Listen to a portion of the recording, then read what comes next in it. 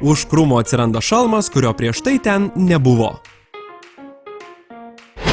Šalia stovėjęs leopardas kažkur dingo. Gaila, tačiau per 15 metų zuikutė Džiudė turėjo numirti jau kokius 3 kartus. Užrašas ant permatomo paviršiaus iš kitos pusės turėtų atrodyti atvirkščiai. Nepasakyčiau, jog šiame miestelyje gyvena 81 milijonas zuikių. Ir kur jie visi dingę tada? Po kelių akimirkų raktas iš Džiudės rankų dingsta. Ups, pametei! Pirmą baudą Džiudė išrašė tokiu pat laiku kaip ir 93. Už vairo sėdintis Fenikas vos liečia pedalus. Kitą kartą tame pačiame automobilyje jis jau normaliai sėdi, tikriausiai paaugo. Bebro rankose lyg niekur nieko atsiranda įrankis. Graužikų namai statomi be pamatų.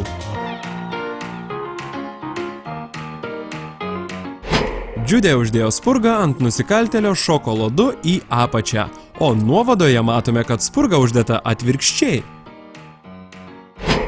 Tašyti ant letenos tai kaba, tai nekaba. Ačiū, kad žiūrite. Kino feilus įkeliame kiekvieną sekmadienį, todėl jeigu paspausite subscribe ir dar užsiprenumeruosite pranešimus, būsite pirmieji, kurie sužinos apie naujausias laidas. Iš paprasto butelio gavosi puikų žiūroną su priartinimu.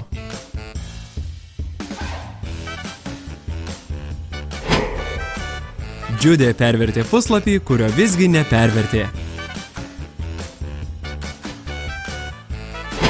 Įstaigoje pilna laukiančių gyvūnų, o Nikas su Džiudė užeina be eilės. Negana to, kad juos aptarnavo pirmus, jie išėjo patys paskutiniai.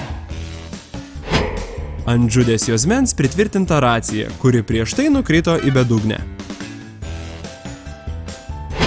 Vilkai saugo pastatą, atsukę nugaras į tą pusę, iš kurios gali ateiti blogiečiai.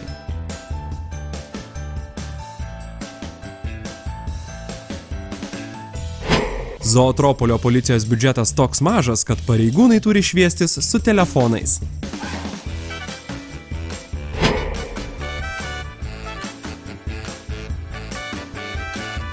Gal tegu ji dar 9 vardus susigalvoja, nes kirstukai gali susilaukti net iki 10 palikuonių vienu metu. Tinginys automobiliu skraidantis po miestą tikriausiai apsimeta, kad yra lėtas.